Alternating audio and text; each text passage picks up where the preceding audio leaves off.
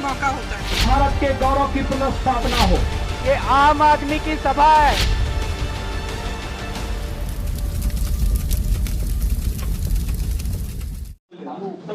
Flex बन जाएगा आपका फोटो।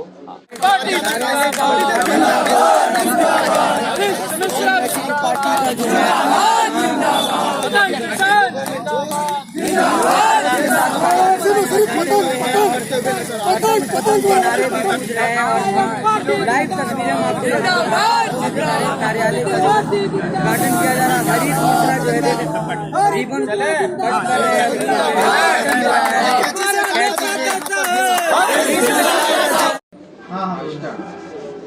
मिश्रा जी, आपको उत्तरी से प्रत्याशी बनाया गया है। सामने आपके धन बल, बाहुबल, सर्वसंपन्न प्रत्याशी खड़े हैं। क्या लग रहा है आपको कि इस बार बनारस की जनता क्या कहेगी? देखिए, हमारे जो सामने जो प्रत्याशी हैं, आपने बात सही कहा कि उनके पास धन बल है, वो बाहुबली।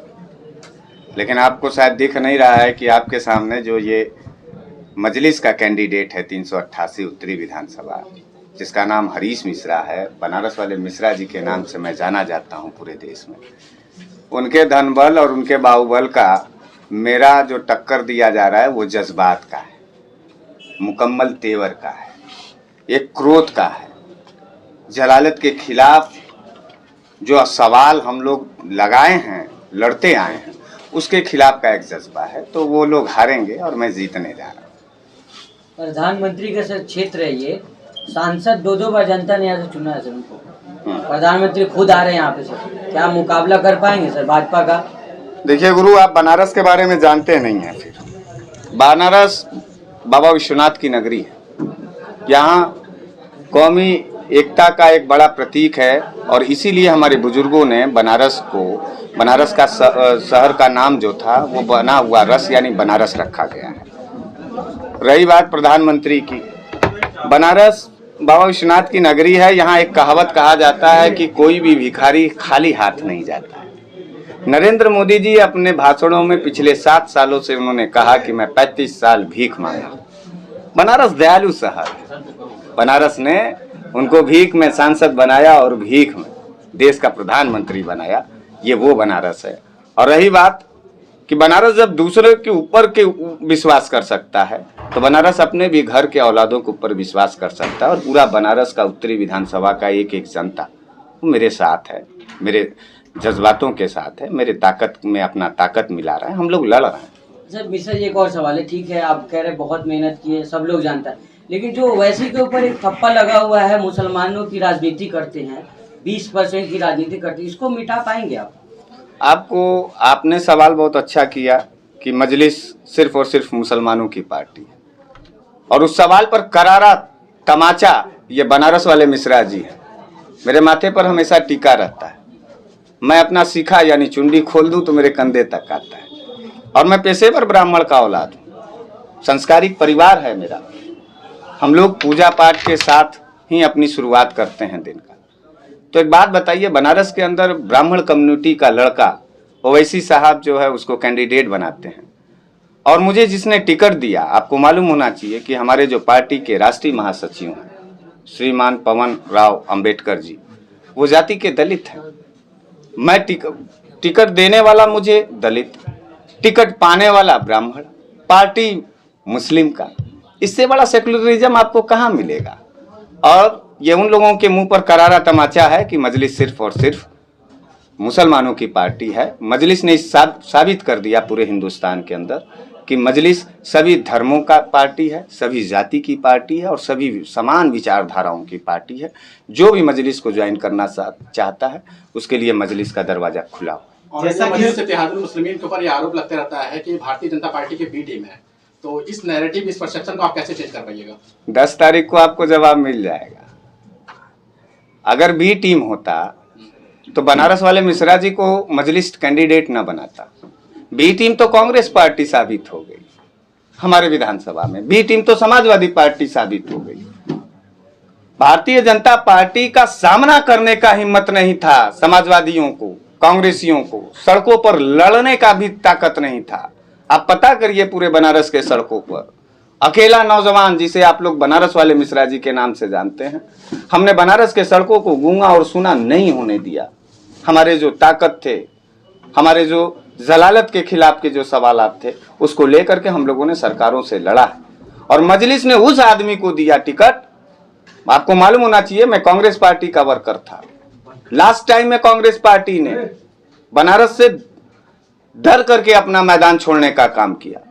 मजलिस के लोगों ने, हमारे माननीय जो यहाँ के जिलाध्यक्ष हैं, हमारे माननीय प्रदेश अध्यक्ष और हमारे माननीय बैरिस्टर असद ओवैसी साहब ने हमारी ताकत, हमारे संघर्ष का मूल्यांकन करते हुए मुझे बनारस में एक मुकम्मल कैंडिडेट के रूप में उतारा है। और आज उत्तरी विधानसभा का आप सर्वे करिए, शिकस्त कौन दे रहा है वो आपको सामने आएगा कि मजलिस उभर करके सामने आई है। तमाम उन क्षेत्रीय दलों के बावजूद मजलिस भारतीय जनता पार्टी को हराने जा रही है। तो कैसा ए और कैसा बी। आप पर कई लोग, आपकी पार्टी पर कई लोग आरोप लगा रहे हैं कि आप मुस्लिम के वोट को बांटना चाह रहे हैं। आपकी पार्टी और आप लोग जो है मुस्लिम वोट को बांटना चाह रही है। हम तो मुस्लिम और हिंदू को एक साथ जोड़ना चाहते हैं। इससे बड़ा कौन सा पुख्ता प्रमाण होगा। आप बताइए, बनारस के अंदर जो कौमी एकता है, जो गंगा जमनी तहजीब है, टीका और टोपी का मोहब्बत किसी को रास नहीं आ रहा है, इसीलिए वो लोग जल रहे हैं। और इन सब फालतू बातों पर जवाब मत, ध्यान मत दिया करिए। तो आप गेम ब्रेकर बनेंगे या गेम चेंजर? नहीं, मैं तो किंग मेकर। ओवैसी फैक्टर काम नहीं करने वाला है यहाँ। नहीं, ये आपकी गलतफहमी है। ओवैसी फैक्टर काम कर रहा है। ओवैसी फैक्टर क्यों नहीं काम करेगा। आप बताइए, बहन बेटियों के सवाल पर लड़ने वाला एक शख्स का नाम बताइए सदन के अंदर। गुर्दे सूख गए थे विपक्ष के सभी दलों के नेताओं के। लोगों के घर ईडी और सबके छापे पड़ रहे थे सीबीआई का। मेरे नेता के ऊपर गोली मारा इन लोगों ने अभी 15 दिन पहले। हमारा नेता इतनी ताकत रखता है कि देश के गृह मंत्री से उसी संसद के अंदर श्री ओवैसी 3 बार कहलवाता और कहता है कि मेरी जान की खतरा को आप मत भापिए, मेरे कौम, मेरे लोकतंत्र, मेरी जमहूरियत के ऊपर जो खतरा है उसको दूर करने का काम करिए। सिक्योरिटी भी नहीं लिया। और कोई दूसरे नेता होते तो Z+ के लालच में दौड़ते चले जाते। तो मिजाजी हमारा नेता है और इनकलाबी हमारा नेता है। भारत और भारतीयता की बात करने वाला हमारा नेता है और मुझे अपने नेता के ऊपर गर्व है, इसलिए मैं मजलिस में शामिल हुआ हूं। और हम बाबा विश्वनाथ के नगरी में टीका और टोपी का जो मोहब्बत का जो सबसे बड़ा तस्वीर है उसको 10 तारीख को साबित करेंगे। मिश्रा जी, अगर आप जीत के आ गए तो अपने क्षेत्र में क्या तब्दीली लाना चाहेंगे? देखिए, क्षेत्र की तब्दीली की बात छोड़िए। इस समय जो नफरत का भट्टी बनाने का काम किया जा रहा है पूरे देश के अंदर, मजहबी नाम पर, हिंदू और मुसलमान के नाम पर, अगड़े और पिछड़े के नाम पर, एक नेता आपको ऐसा होना चाहिए जो नेता इस सदन में भी खड़ा होकर के कहे कि नहीं, इस देश में बाबा भीमराव अंबेडकर जी के संविधान का लिहाज और लाज रखना चाहिए। उस लाज को बचाने के लिए हम लोग सदन के अंदर जाना चाहते हैं और उस संविधान को दोबारा इस देश के अंदर लागू करने के लिए एक नई लड़ाई की शुरुआत करने जा रहे हैं।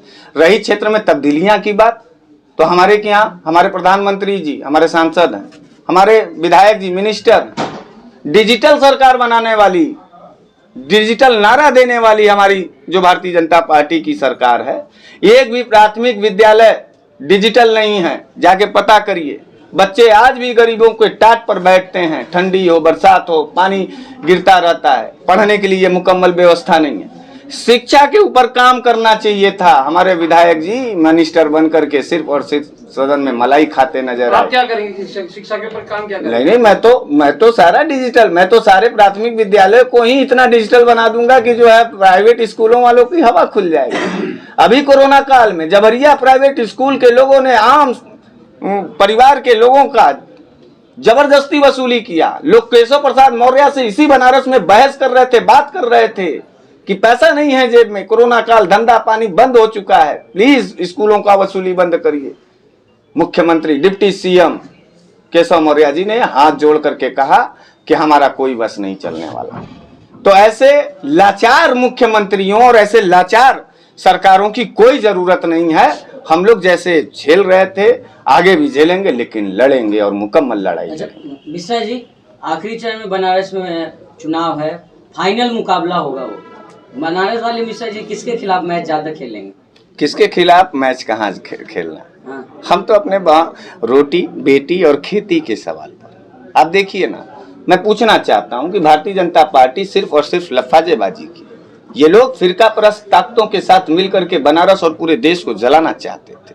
हमारा जो लड़ाई है, मजलिस की जो लड़ाई है, वो MP MLA बनने की नहीं है। हम लोग अपने इस देश को बचाना चाहते हैं। आप बताइए कि नोटबंदी से कौन सा फायदा हुआ? कितने लोग नोटबंदी से बहुत अच्छे से उनका खुशहाली आ गया उनके घर में। दूसरी बात आप बताइए, GST से हमारे जितने भी व्यापारी हैं आत्महत्या करने के लिए मजबूर हो गए। GST का कोई फायदा नहीं हुआ। आप देखिए जाकर के CA NRC के नाम पर जिस तरीके से हम लोगों के बीच में बंटवारा और नफरत और हिंसा कराने की कोशिश की गई, उसको आप क्या भूल सकते हैं? हम भूल सकते हैं क्या? अभी भी जन मुद्दे को दरकिनार किया जा सकता है? पार्टी और दल पर बहस किया जाने वाला यह समय है? ऐसा नहीं है। कोरोना काल में तबलीगी जमात के नाम पर इस देश में फिर से हिंसा फैलाने की प्रधानमंत्री की कोशिश थी। आप देखिए जाकर के इस किसान आंदोलन में, देश में जिसे इस देश में धरती का दूसरा भगवान अगर कहा जाता है तो किसान कहा जाता है। किसानों को आतंकवादी और गद्दार कहा गया।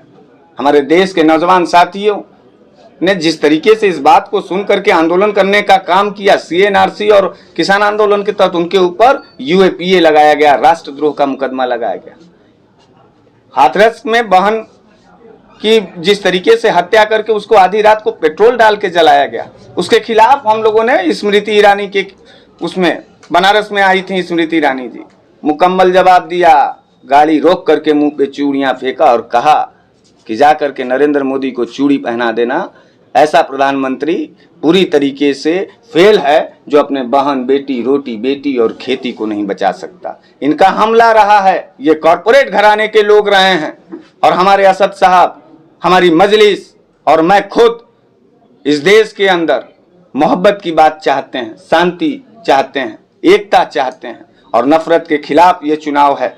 जो लोग नफरत के खिलाफ होंगे वो लोग असद साहब के मजलिस और बनारस वाले मिश्रा जी के चुनाव चिन्ह पतंग पर वोट करेंगे। बाकी 10 तारीख को चुनाव खत्म होगा। 11 तारीख से फिर मजलिस पूरी ताकत के साथ विपक्ष की भूमिका में इसी बनारस के सड़कों से और लखनऊ तक का जो है यात्रा तय करेगा। और आप देखिएगा कि अगले 5 साल तक अगर विपक्ष की प्रमुख भूमिका कोई निभाएगा तो असद साहब, असद ओवैसी साहब के नेतृत्व में मजलिस निभाएगी, हम लोग निभाएंगे। हिजाब को लेकर के जो कर्नाटक से विवाद शुरू हुआ था, उसका इस्तेमाल जो है वो उत्तर प्रदेश की पॉलिटिक्स में भी हो रहा है। इसको आप कैसे टैकल करिएगा? टैकल क्या करना है? टैकल वैकल नहीं करना है। बहन बेटियों का इज्जत का सवाल है। मैं उसे नामर्द समझता हूं जो लोग बहन बेटियों की इज्जत के साथ खिलवाड़ करते हैं।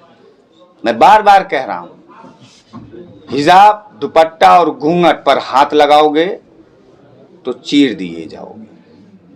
जो करना होगा कर लेना। बहन बेटियों के साथ खिलवाड़ करोगे, उनकी इज्जत पर हाथ डालोगे, तुम्हें मुकम्मल जवाब दिया जाएगा। देश में कानून व्यवस्था पूरी तरीके से बर्बादी के कागार पर है और वो बर्बादी का कागार का नजीर किसने पेश किया? अब देखिए, खुद प्रधानमंत्री नरेंद्र मोदी, योगी बाबा सिर्फ और सिर्फ दहशत का माहौल बना करके पुलिसिया तांडव के बल पर जुबान बंद करना चाहते थे, जिसके खिलाफ हम लोग लड़े हैं और लड़ेंगे।